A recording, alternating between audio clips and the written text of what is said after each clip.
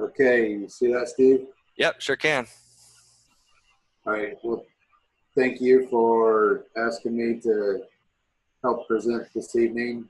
I'd like to start out introducing my family, I guess. My wife, Kim, and my four sons, Kyle, Jerry, Tate, and Drew. They make everything on the farm easier for me.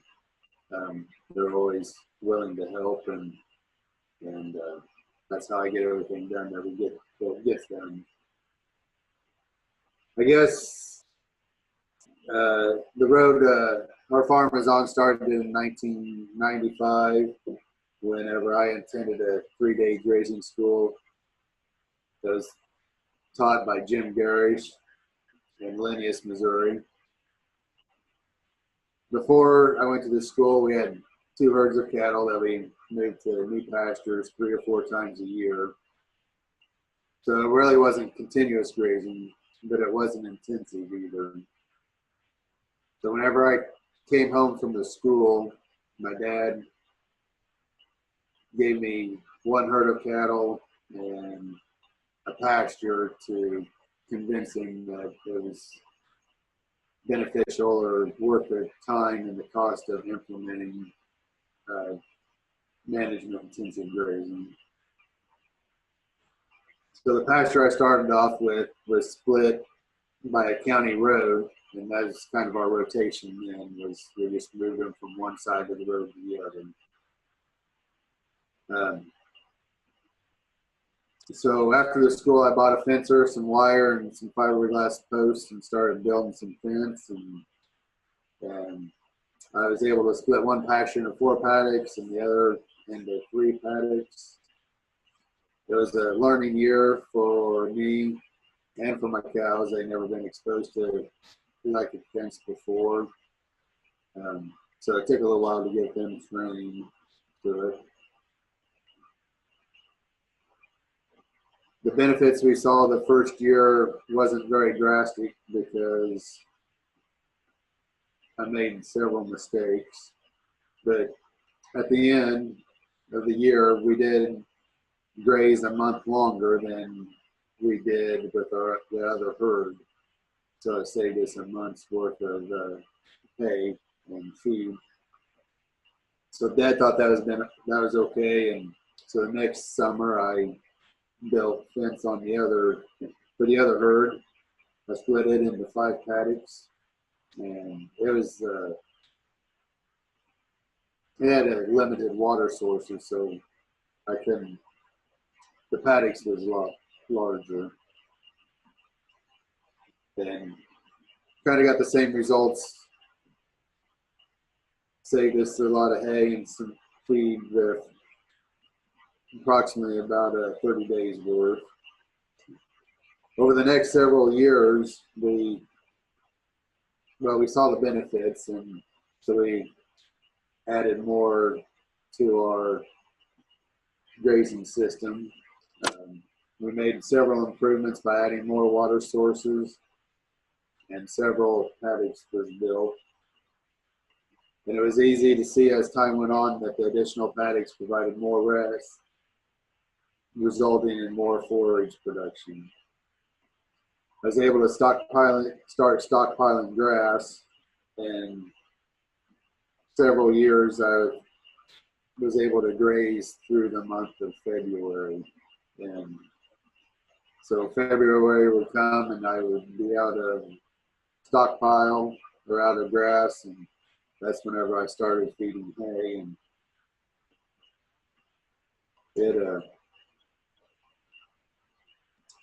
it was kind of the worst time of the year to feed hay, whenever the possibility of snow on the ground or it could be mud. And I was doing a lot of damage to my pastures going in and out, feeding them hay. And this also coincided with my calving season. And it was a difficult time, and got to where I always dreaded the month of March.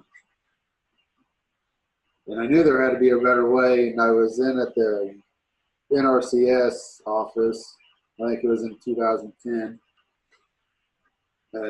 checking out programs they had available for producers, and they set up a meeting for me. At that time, the area grazing specialist was Doug Peterson. He came out to the farm, and I gave him a tour of my place, and I showed him the fence that I had built, and I explained how I rotated my cows, and we thought I was doing a good job, but there was definitely room for improvement. And I was asking him about my problems of March, and he gave me some pretty good advice, and I still follow that to this day. He advised me whenever I was faced with a problem, I should look to Mother Nature for an answer. And as an example, he asked me, when did the white-tailed deer have their fawns? And I answered May and June. And so he suggested maybe that would be a good time for me to change my calving season to that time period. And that would eliminate a lot of snow and mud and a lot of traffic in and out of my pastures.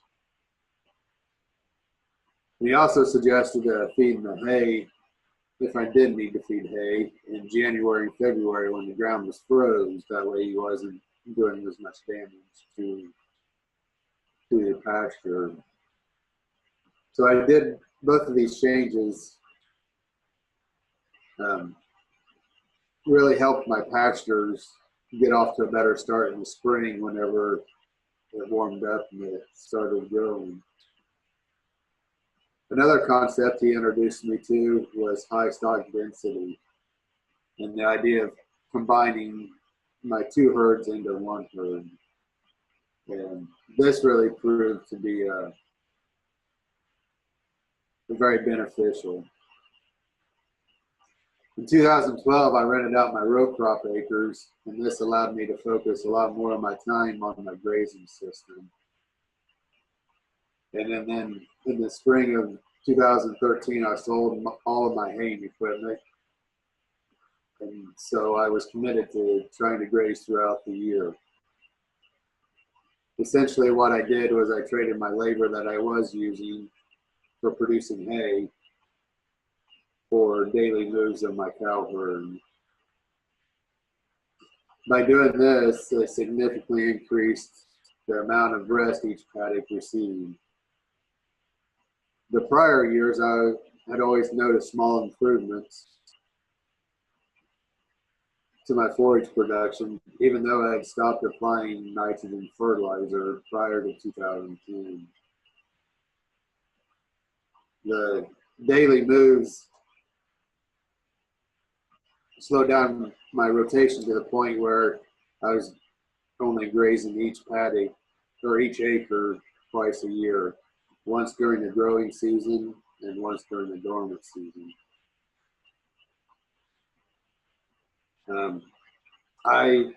One thing that stuck with me from that grazing school was how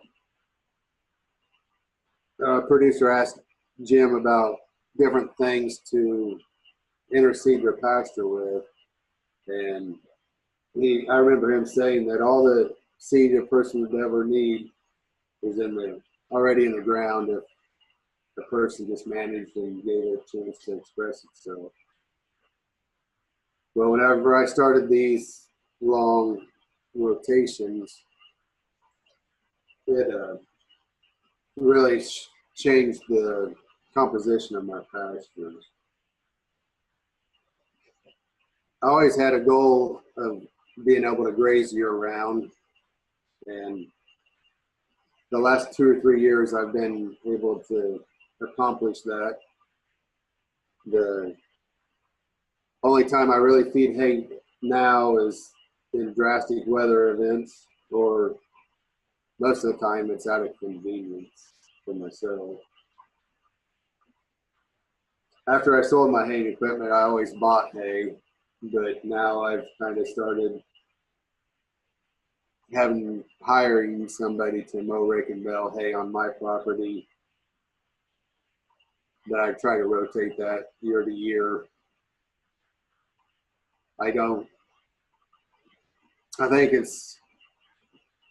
I don't cut hay on the same acre again for another 4 or 5 years, so it's a pretty long rotation. And then I try to feed it in that same area.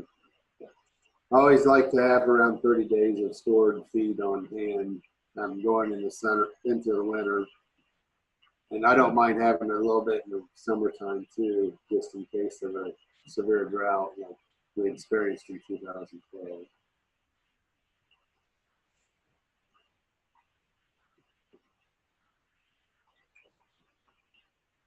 So one thing that they talked about at the grazing school was invest your money in the wire and the water, and that will return you more than seed or fertilizer. And that's something that kind of really stuck with me.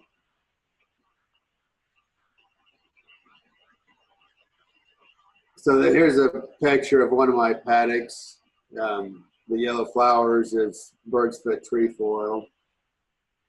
I didn't even know what bird's foot trefoil was until I went to the grazing school,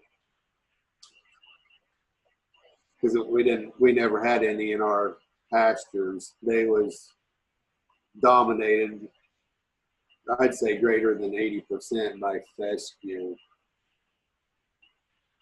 And as we was doing rotational grazing, I saw more and more grasses come into my paddocks and legumes like the trefoil and clover, white clover, red clover, and several species of grasses like brome and orchard and timothy.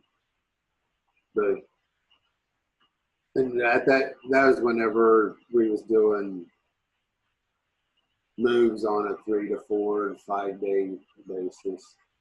But whenever we really started doing daily moves is whenever my diversity really amplified. Here's a picture from the field day that we had in September. On the very far right, that paddock had been grazed. And this paddock on the left had not yet been grazed. And you can really see a large diversity of plants out there. There's some that I can name, some that I can't, and it varies throughout the year. A lot of people in my county would probably spend a lot of money and spray a pasture like that just so they would kill all the broadleaves and what they call weeds, and just to have more grass growing. But I really enjoy the diversity. I think it really helps with your insects, and I'm always frequently seeing butterflies, and I have a gentleman that brings a couple of hives of bees to our farm. And the first year he set out a group on one of my pastures, and they did so well, he asked if he could bring another group the next year. So we've kind of got them split as far as we can, but I just, having all the diversity in my pastures and the surrounding areas really helps. Here's another picture I think came from the field day. One nice thing about having all this diversity is I don't have to go to the store and buy flowers for my wife anymore.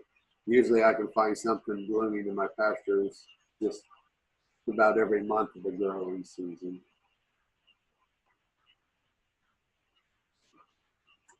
There's a few more flowers.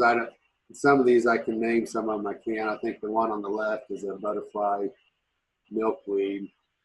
And like I said, I think the really long rotations is what has brought this diversity onto my farm. Some of my other goals is for my soil health into my crop fields. And so I've started using covers. And the picture on the left is corn stalks, and that was some rye that we aerial flied with an airplane. And that allows me to graze my cows over there and gives them a really a lot higher quality feed if they was just grazing the corn stalks. And that's one of my goals, you know, is to add livestock to my row crop acres. The picture on the right, excuse me, is a 5-acre soybean food plot that I put in, and I leave it for wildlife, mostly deer and turkey. But and we always, whenever they're flying on my covers, I always have them fly on cover into my food plots also. And so underneath that snow, there's rye growing also that will come on and really grow in the spring and makes for some good turkey hunting.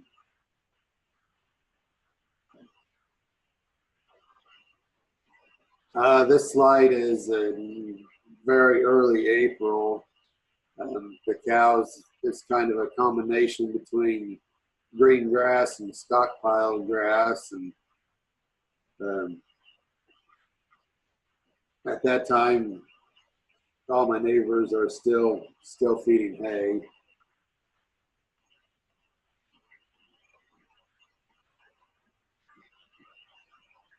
Also, in my row crop acres, that grow some summer annuals, and this is where I've started grazing my heifers.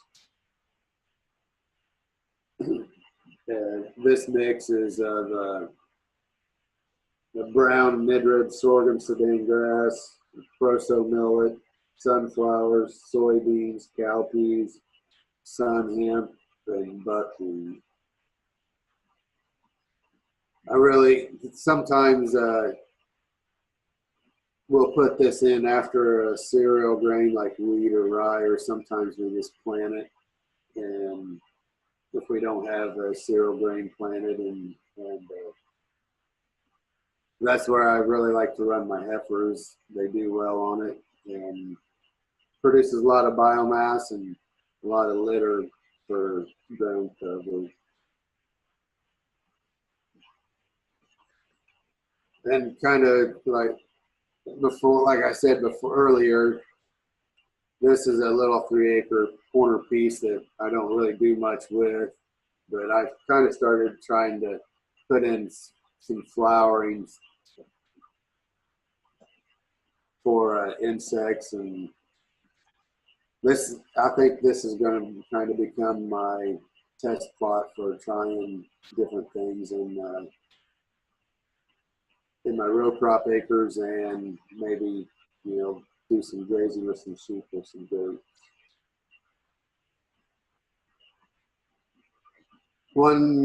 I attended the PFI conference, and one of the short courses up there this year was on Silvopasture. This was always something that kind of interests me. I really tried to spend a lot of time laying out my pasture, so I had a lot of shade or laying out my paddock, so thinking of my livestock, so I'd always have a lot of shade. So we've been planting some trees maybe not the most desirable species, like the honey locust, kind of come on their own. But as you can see, these calves, this was just right after I moved them. This was in July. Some of those calves went over, and that's the first thing they started browsing on versus the grass. And I think you can see in that picture, if you look close enough, you know, there's other diverse species, a diversity of plants. And some trees, since with my long rotation, some trees have kind of started coming on their own, like this little oak tree on the right.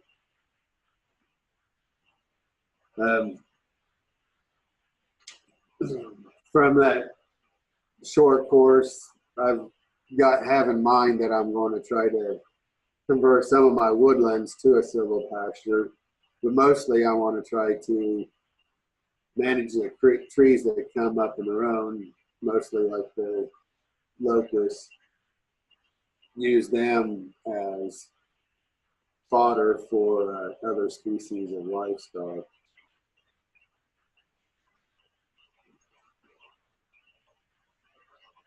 This picture on the left was from our field day, and I had a good group of attendees. There was around 50 people there. I always like being around like-minded people, and we had some really good discussions. Doug Peterson was there and shared the rainfall simulator. The picture on the lower right is a little grazing group that we get together once a month. And it consists of Paul Ackley, Russ Wishover, Colton Catterton, myself, Tim Kelly, and Jerry Laughlin. Steve kind of mentioned earlier about how they were setting up as grazing groups throughout Iowa. If you have any interest, I'd really look into that. One nice thing about our group is it really keeps you motivated, you know, being around people that kind of do this things the same way you do. And sometimes you begin to wonder, you know, if what you're doing is really worthwhile or paying off. And but getting together with these guys once a month really, like I said, it keeps me motivated and keeps me on course. Some things that I use to for my grazing. Here's a picture of a bat latch. I've used these some whenever I at times was moving my cow herd multiple times a day, sometimes up to 4 times a day was the most I moved them. That was another thing that like Doug Peterson really stressed to me whenever we met that first time is being flexible. You can, you know, doing multiple moves a day can have profound impacts on the progress of your grazing system to try to go from rotational to regenerative grazing. So, but one thing he advised me is don't try to do that every day of the year. Be flexible. Pick out one farm. Like now I have 4 pastures all in close proximity. He said, do that on one farm, one pasture. And then when you move your cows to another pasture and you're rotating them through, you know, maybe take a little time off and just move them every day or every 2 days. But it was a very good advice. And that way you don't get burnout also, is, you know, to stay flexible. I always set up my bat latches kind of at the end of the pasture, but this picture was up at Ryan Herman's place, and he had a really good idea. It made a lot of sense, and that's how I learned a lot of these things, little tricks, and is going to other people's places, kind of like a grazing group, where you come up with new ideas and easier ways to do things. But, so the bat latch is set on a timer, or it has a time preset in it. When it gets that time, it releases the gate. Well, in this case, it releases this lever that the spring is holding, and it flips the wire up, and the cows walked underneath of it. And that made a lot, I think that would be a lot better than having it at the end, because when cows start going through a gate and start going around the corner, some always come up to it and then see cows going the other way, and they turn and walk down the fence following them. If it was in the middle of the fence, they'd be more apt to cross under it. And I move my cows underneath hot wires all the time. I raise it up. There's several places that I don't have gates, so they're pretty. It didn't take them long to get used to this.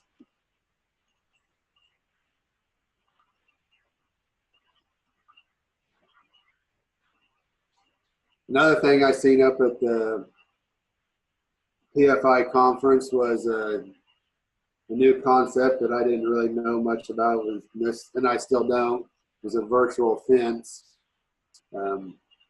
He said it'll be, the gentleman that had a booth up there said it will be available in the near future, with maybe prototypes available in 2019.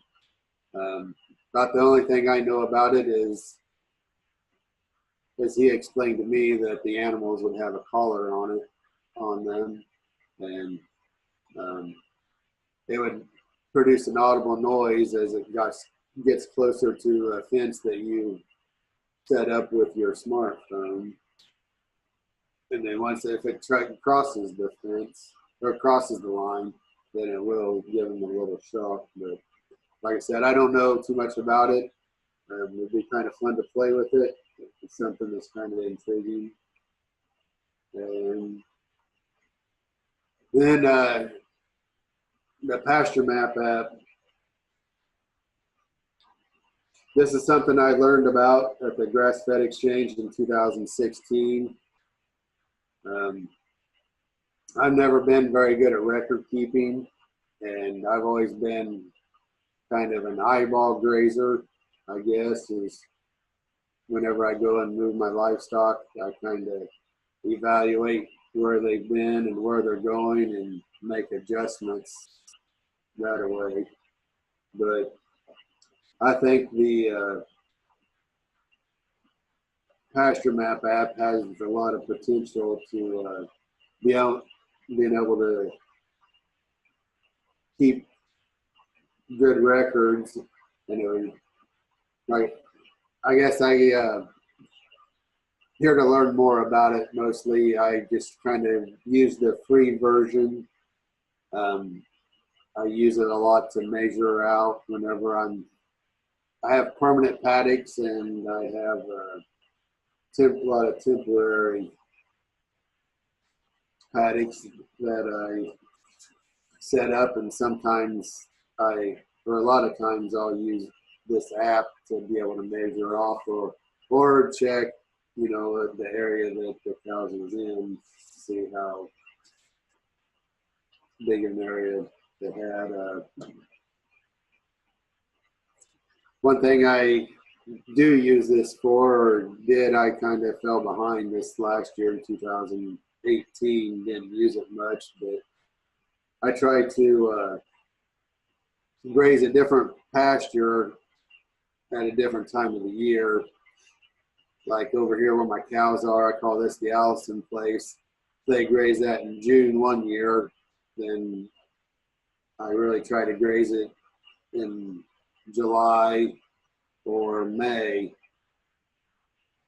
By doing that, I think that really has impacts of bringing in different species of forages.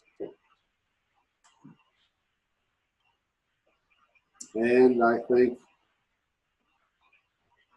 that's about all I have to say. Hopefully I can pass this off to Erin, and she can teach me how to, or give us more information about the PastureMap app, and where I can keep better records and be able to make better decisions in my grazing system. Awesome. Thank you, Andy. That was great. Yeah, we're going to go right ahead and move right into Erin's presentation now. There were a couple of questions there for Andy, but you did answer those, and so I mentioned that in the chat box. If you guys have follow-up questions, feel free to put those in, and we'll have time for Andy to turn the mic back on after Erin's presentation if that didn't fully answer your question there. But yeah, Erin, whenever you're ready to swap screens, it's all you. All right, thanks. Let me switch screens here.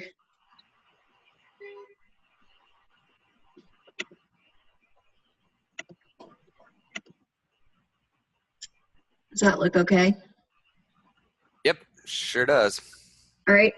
I just wanted to say thanks, Steve, for having me on the Farminar and PFI, and Andy for sharing some of his time with me. To start, I work at PastureMap, and PastureMap is a grazing and livestock management software.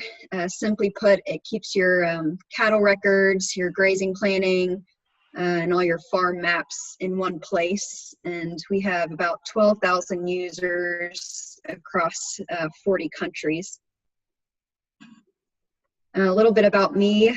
I'm from a non-ag background. I have a family farm in Missouri, but one generation removed, and was working in international development to start, and just became interested in how we produce our food. Was living in Washington, D.C., and quit my job and moved to a grass-fed beef farm in North Carolina, and was there ended up staying about 4 years and managing their grass-fed beef herd. Just kind of fell in love with it, and ended up going back to school for grassland management at NC State. And from there, I went to Montana and worked on a couple pretty big commercial beef outfits. Did a short stint in Washington working on another grass-fed, grass-finish farm. And then after that, I took a job in California managing livestock for a real estate company called Farmland LP, just managing their livestock and doing some intensive grazing planning for them. And in the course of developing out that program, started using PastureMap and moved to the PastureMap team a little less than a year ago. So that's my background. So even though I'm relatively new to ranching, I already understand that it's complex, right? It can be difficult. And as farmers and ranchers, we're tied to an unpredictable environment. I'm sure everyone joining the webinar has a story of coming face to face with the unexpected. So whether it's, your cows ending up on the neighbor's place, or the drought that lasted a couple of years, we all know that resilience and building resilience is important.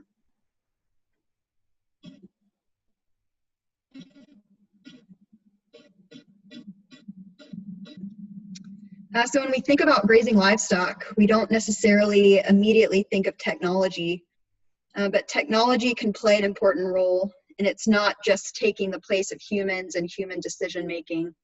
But things that technology can be good at are repeating simple, repetitive tasks, not taking breaks, remembering things. Where humans still come into play and can't be replaced are creativity and forward thinking, decisions and judgment, building connection and community. So technology can help us see patterns and avoid repetition. And this is just showing a snapshot of PastureMap, showing herd weight gain over time, and how management might be impacting your gains and learning from that, adapting what you do next time or next year. So something that we've been working on at PastureMap is creating a data sharing network.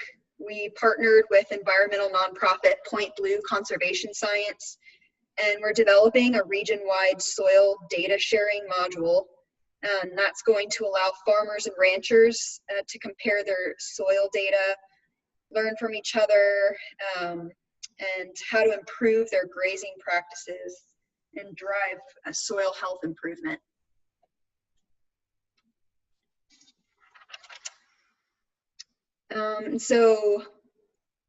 Sharing with your team and community, projects like this, the one with Point Blue Rangeland Monitoring Network, is helping create benchmarks and build tools for farmers to capture and share measurable outcomes. So this is Nettle Valley Farm in Minnesota, and it's showing basically how technology is allowing producers to have next level transparency with their customers. With the help of social media platforms and animal records, you can actually share where an animal was for its entire life, on what soil, what kind of forage it ate, and this kind of traceability is important and helps reduce risk for producers by tracking their product all the way through its supply chain.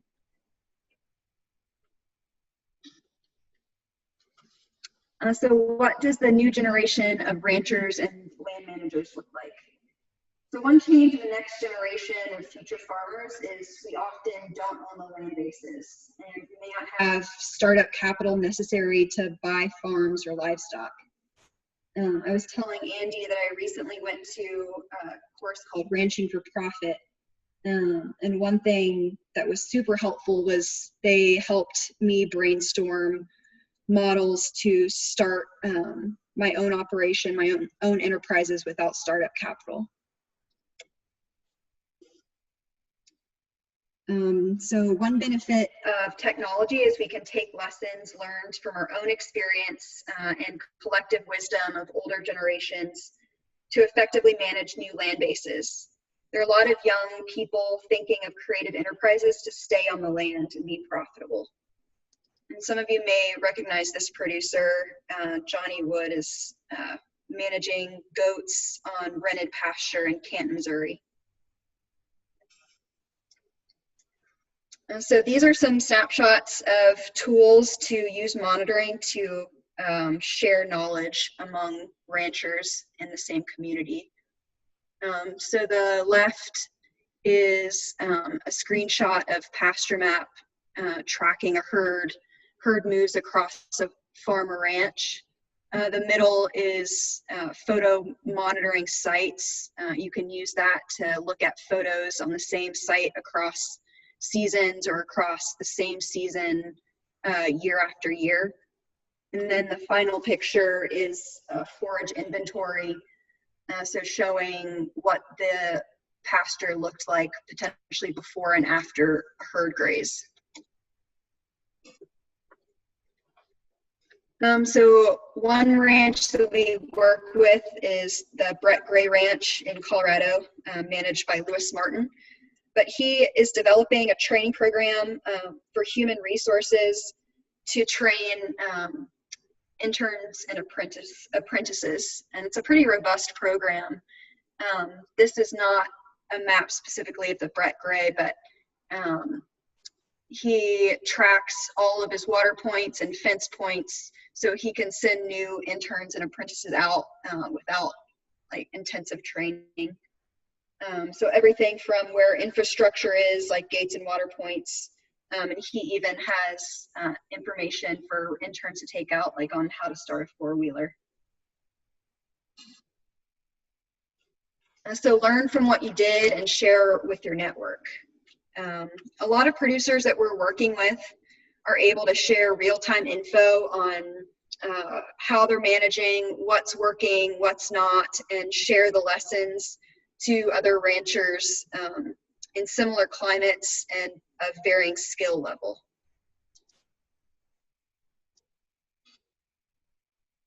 So we're working with 12,000 grazers in 40 countries. How can we learn from each other? I'm going to talk briefly about a couple of ranches that we're working with that I've personally worked with over the past year that I really respect and am honored to be working with some of these folks, but go into how they're using technology.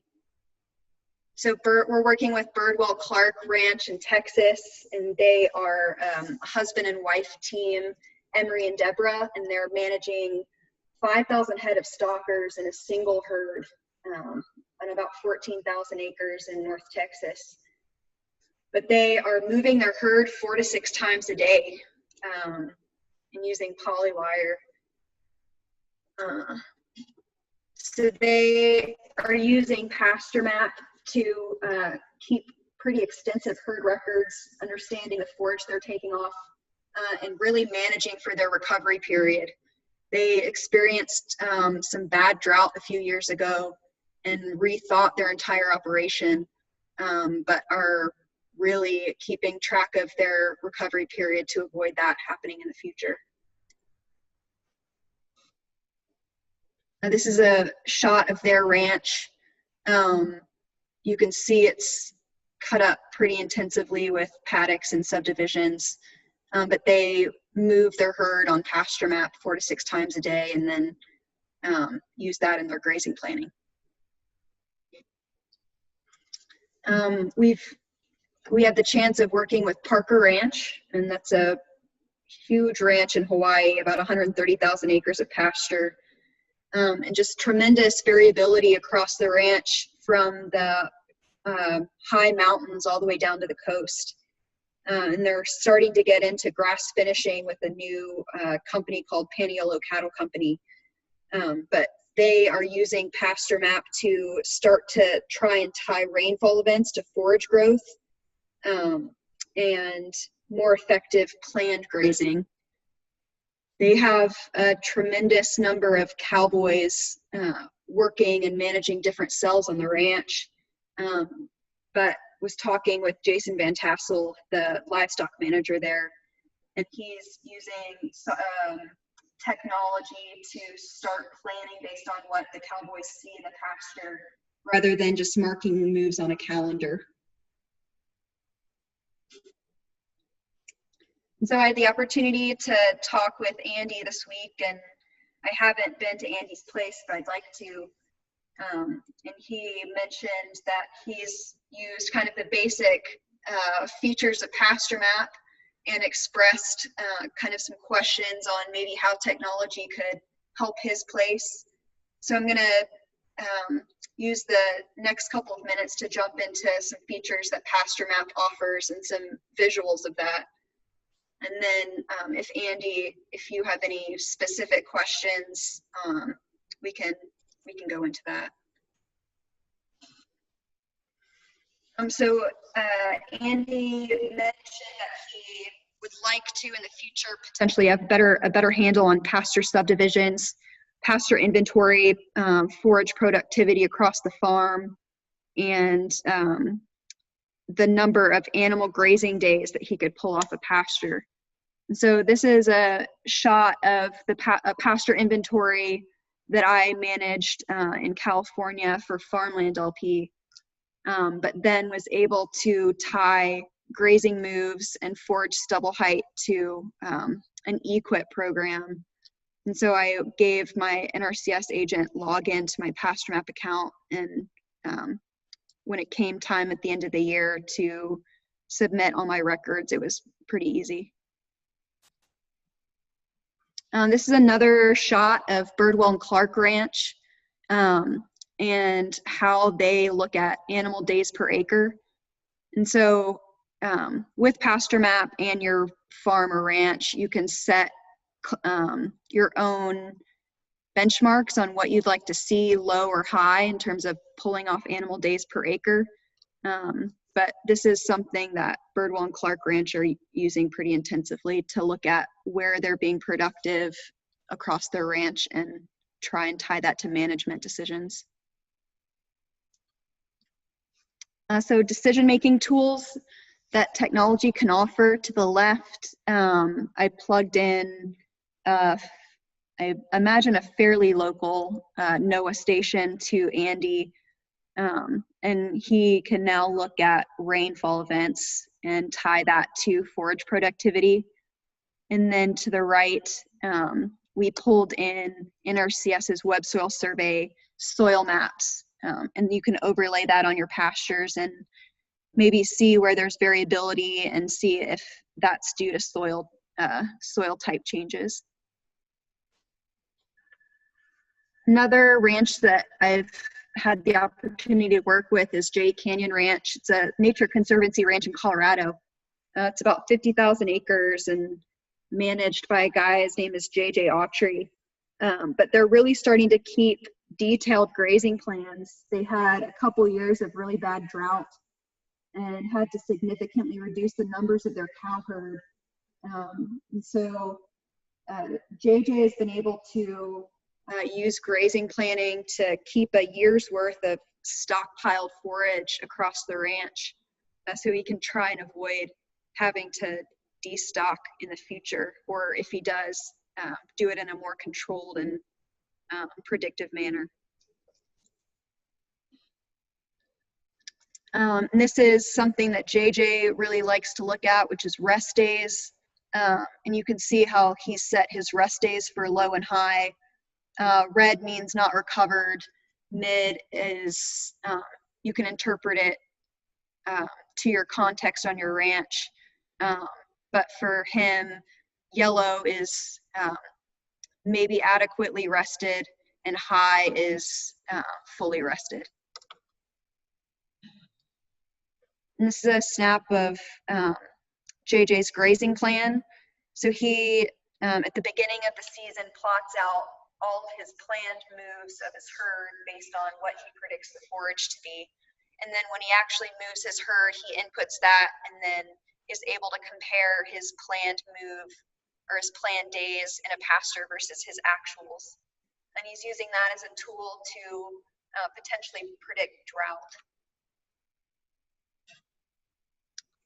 And this is Andy's grazing plan. I'm not sure that he's been using it yet, but you can see the moves that he has had over the past year.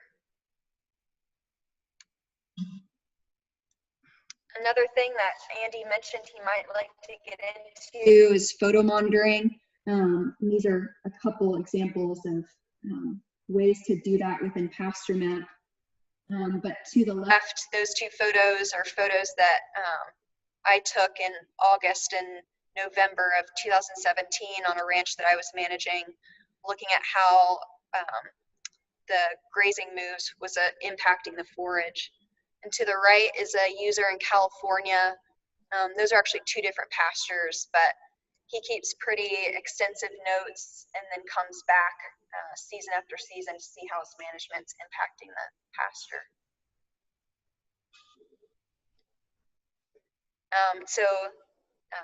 Farms of the future are more connected and regenerative, and the takeaway with technology is that knowledge is portable.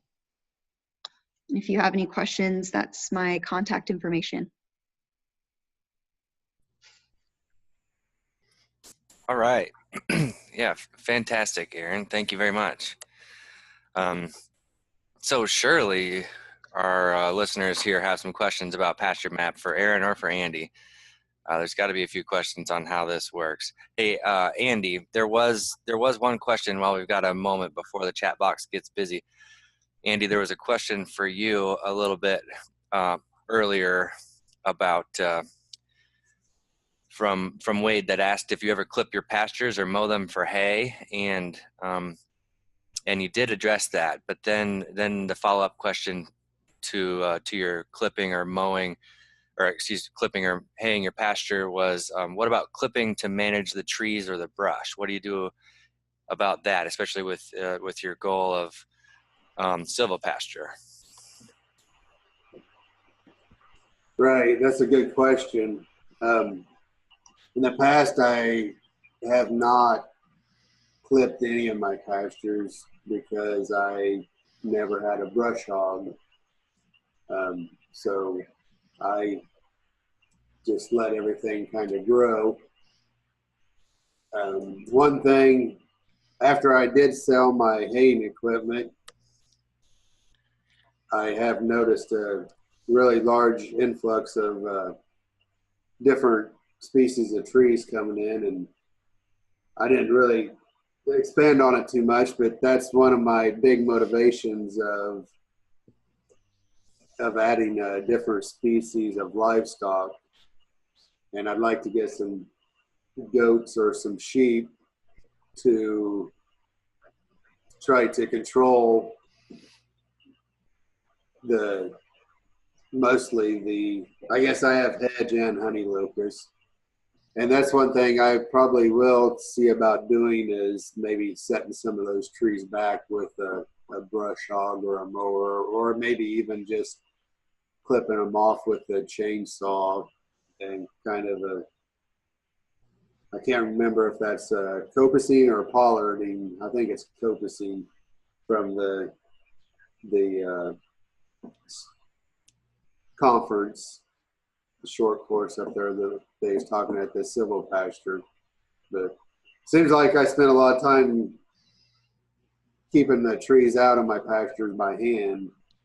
And like I said, that's one of my big motivations of getting another species of livestock other than cows. Okay, yeah. Looks like, Andy, while we've got you, there's a couple follow-up questions for you as well. One of them is going to be tough for me to pronounce, but Duncan's asking, have you had an influx of Serratia lespedeza? Did I say that right? Does that make any sense? Erin, maybe you know, and you can pronounce that better for me. I don't know. Yeah, that's a kind of a invasive species. Okay. I've not had any of that in my pasture. I see that around in a lot of CRP fields where a lot of it just sits idle. I remember reading in a book one time that no grazing is worse than overgrazing, and sometimes I think the CRP fields where they don't have any disturbance on it, that's whenever you can sometimes see areas of noxious weeds. I think that Serratia lespedeza is probably considered a noxious weed in some areas, but I haven't noticed any in my pastures. Okay. Yeah. Another question, Andy, about your pasture. So one of your final photos there, this person's Tom here is referencing. He says, how much grass was in that pasture with all the tall forbs? I was just wondering how much forage the cattle actually harvested in that pasture. Do you remember that photo, Andy, that he's referencing? Maybe that's the one from the field day. I don't know. I guess I kind of like watching my cows. I move them into a new paddock, and I always take time to kind of watch them and see what they are grazing on. And it varies throughout the year. And part of it, I think, some of those forbs or weeds are higher in nutrition and quality forage than some of the grasses, and sometimes they'll really hit them hard, sometimes they don't. So it varies throughout the year, and like I said, I really don't mind them being in there at all, because it's diversity above ground, diversity below ground, and different types of roots. And Yep. Good point. Yeah, well, surely we've got some more questions from you folks. We've got plenty of time here. In the meantime, though, I don't know if Andy has any questions or comments for Erin. Erin, I did have one real quick, though. So using the app, I know, so for instance, working with Andy to do this Farminar, he was worried about the internet access out at his farm. So I think he came in to use internet, from his shop in town. Is that right, Andy? Yes. Yeah. So that would be, I guess that's my question then, Erin, is how much do you have to rely on having internet access out in your pasture, or can you get around that, or what are those requirements for having, service? Yeah, so you, if you're using it on your laptop for planning or kind of, higher level activities, in your home office, you need internet. But if you're using the app out in the field and moving cattle or doing forage inventory or doing photo monitoring, you don't need Wi-Fi or cell service. You can do all of that in the field on your phone. And then when you get back into town or to your home office, you just sync that. And then everyone across your team using it, whether it's on their phone or computer, will have access to the new information. Yeah, all right. That makes a lot of sense. That makes it super easy. Cool. Andy, have you did you get any questions sparked in your mind from seeing that stuff that Erin shared?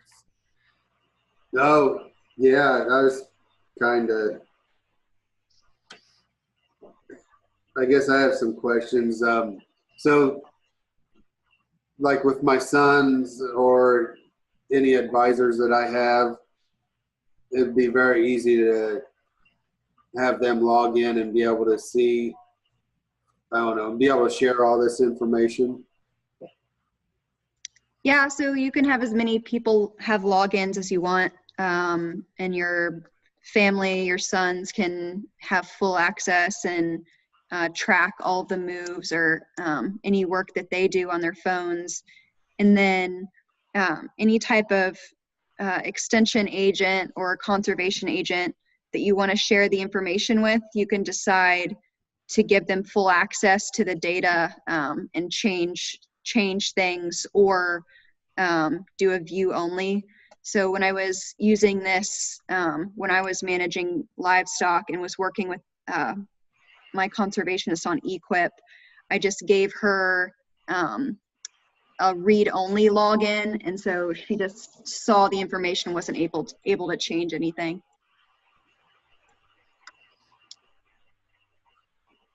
Okay, and then you pulled up a couple of slides of my operation. I guess I mostly just use my phone and a little iPad. Do you need to have a desktop or a computer to be able to pull up the soil maps and the rainfall? I don't know, I guess you said that was from NOAA. Yeah, you should be able to do it on an iPad. You can't do the soil maps or rainfall yet on your phone. But we are working on that. We're just in the process of developing things out. But on your laptop or iPad, you should be able to see those features.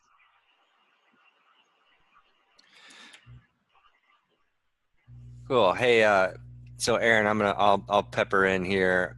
There's a couple of questions that just popped up. One question for you, Erin, was what's the smallest herd size that you've seen or know of that is using PastureMap? Do you have kind of, I guess, any comment that you have then about you know, the size of the operations that do use it or might get the most benefit, or any of that information? Yeah, we definitely have a range. We have producers that, you know, have fewer than 100 cows or, you know, goats or sheep, all the way up to, you know, 10,000 animals. So it's more, I think, about how you want to manage them and the types of records that you want to keep. And if you want to start moving into grazing planning or do more intensive grazing planning, I think that would be the thing to consider rather than numbers. But yeah, we have users that have pretty small herds. So it just depends. Yep. I think that's one thing that kind of held me back from maybe using this more to its full potential was the cost of it. I just always am conscious of those kind of things, but the more I think a person would use it, I think the more benefit a person would get from it. And yeah, I think if you're trying to keep better records and use those records to actually make decisions, it's worth thinking about having them all in one place. if you're keeping, you know, notebooks in the field and writing stuff down, I think that's great. It's just a question of then whether you go back and use that information to inform decisions moving forward. Right. Yeah. Remembering where to find that and having it accessible. Yeah. Hey, Andy, so there's a question that popped up here about your pasture again. So Tom's wondering if you would talk about, or if you know of the variety of grasses, legumes, and forbs in your pasture, and if they've changed over time as you do more rotational grazing. And like, for instance, he asked, do you get more or less grass species over time? Sure. I guess whenever I started out, before I went to that grazing school, as I mentioned, it was very dominated by fescue and very little red clover. As I implemented rotational grazing and got more intensity, my grasses got better, and I guess, you know, the like the orchard grass and the brome and the timothy, that stuff was probably there. I didn't really notice them because the cows would always go around and keep them at a very short, in a very vegetative stage. And so as my rest periods got longer, I think that's whenever I was really starting to notice a lot of different species. One thing I didn't mention was, you know, I knew nothing about warm season grasses before I went to the grazing school. And it's taken a lot of time, but in the last 2 or 3 years, I've started noticing more and more warm season grasses coming into my pastures where, you know, 10 years ago, they was non-existent. And I think just that increase in rest time is really benefited from that. Yep. Hope that answered his question, but I feel like the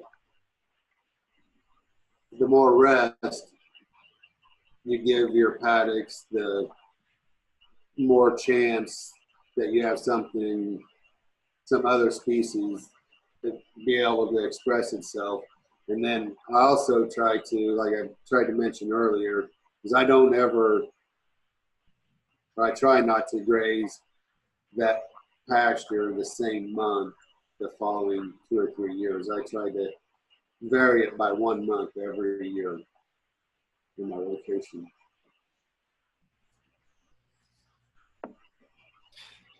Yeah. All right. Good. Thanks for sharing, Andy.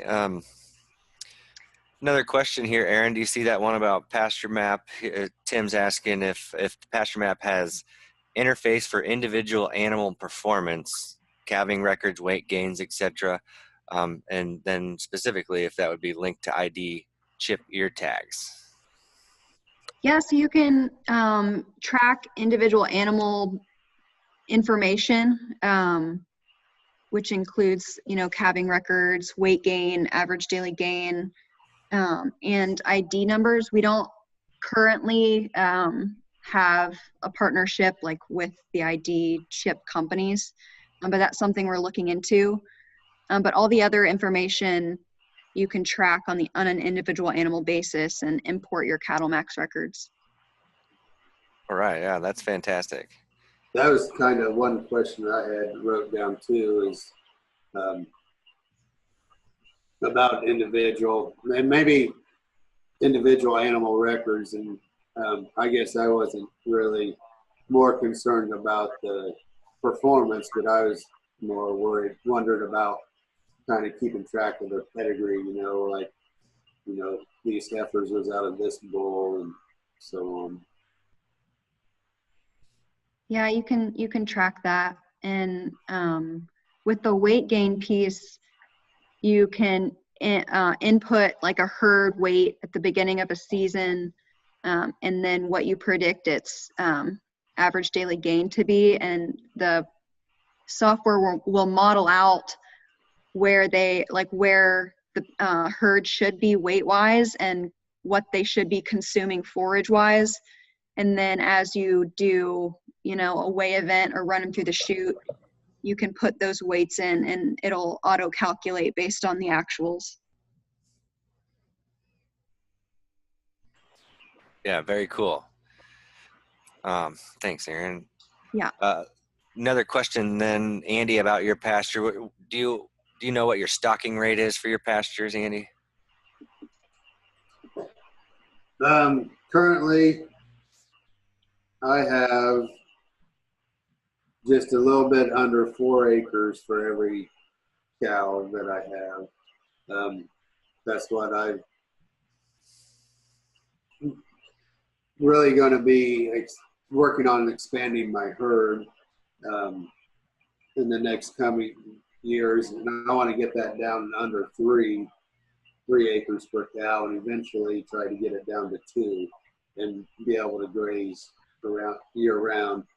But I took time to really try to let my pastures heal themselves, because I think they was more severely degraded than I ever thought was possible whenever I first started doing started my grazing system. And so that's what I've been more focused on the health of my pastures than I have really the number of animals that I have. Sure. Yep. Yeah, and I guess speaking about the healthier pastures, there's a question here that maybe both Andy and Erin would have a comment on. I'm not sure, but Jody says here that their pasture flooded this summer and was underwater for a full 3 weeks, and they're curious if they'd need to replant this spring, or if there would be enough seeds in the seed bed to start itself, or if things will come back. Any thoughts on that?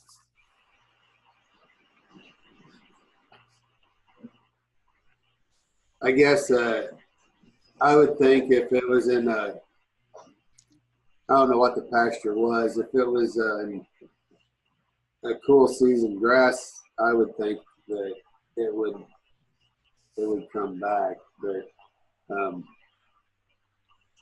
I guess a person would just have to kind of monitor it and see. I would think that it would have grown some this fall, and that would have given you kind of your answer if it would come back in the spring. If there was nothing there this fall, then it possibly would be.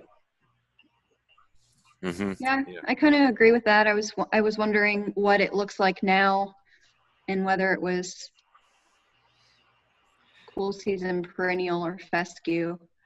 Yeah, Jody, if it looks like, yeah, Jody, if you want to enter, into the Q&A box, feel free to add, if if that's what the species would be in there and what it looks like this fall. And same goes with anybody else that might have had experience like this in the past. Go ahead and put that in the Q&A box. It doesn't have to be a question to get posted, but it does look like Wade answered here. Might put a nurse crop of oats or rye or something so you can graze something as the grasses get reestablished. And I know Wade says he floods a lot, and I've heard him mention that before. So thanks, Wade, for sharing your insight. But yeah, anybody else, feel free to chime in there. Still got time for a few more questions. I want to bring this up, although I was a little afraid someone would ask questions about that slide that Andy had on the, the satellite invisible fence. Virtual fence. Yeah, virtual fence. There you go. Thanks. So that virtual fence was pretty interesting to me, and just I don't have any more information about that than what Andy said. That's pretty much exactly all that I know about it too, except that the group that came to the Practical Farmers of Iowa conference the other week and was exhibiting about that was called Sport Wade. So sport as in, you know, basketball or football, and Wade, W-A-D-E. And so you might be able to find some more information Googling that. But Erin, have you heard about that at all? Do you have any insight on that virtual fence technology? Yeah, I know a couple different companies that are trying it, still in the startup phase. And I know there's some limitations technology-wise, but yeah, anybody that's interested in the details, they can contact me. And there's a couple folks on my team that are really knowledgeable on the technology. Unfortunately, I'm not, but I can definitely get them more information on it. Cool. Yeah, thanks. Well, Andy, you got any other comments or questions here for Erin? I think maybe we can wrap this up. It looks like our questions in the chat box have kind of petered out. No, the only thing I can say is I kind of look forward to maybe visiting with Erin. Yeah, I'd definitely like to come see your place, Andy. So in Missouri, I'll just have to take a drive up. Well, I'd be glad to have you, and I can show you around, and you can, I don't know, I guess I'd really be interested in trying to, because I remember Jim Garish, he had talked one time about being able to predict how much forage a person should be able to grow by the amount of rainfall that you receive. So if a person could kind of collect that data, I don't know, that'd be very interesting. Yeah, cool. Well, it looks like Carl shared a link for an article on Pasture from just last February about the virtual fence. So check that out if you're looking for more information. But yeah, I think that's about it for tonight. So big thanks to Andy and a big thanks to Erin for taking the time to tune in tonight and share their information with us. Erin's got her contact info right there. You can reach out to her and ask some more questions about that virtual fence or PastureMap, of course. So yeah, thank you both very much for sharing all your wisdom with us. We appreciate it. And thanks everybody for tuning in tonight. Thanks so much for having me, Steve. Yes, thank you, Steve, and thank you, Erin. Yeah, we'll see you all around then.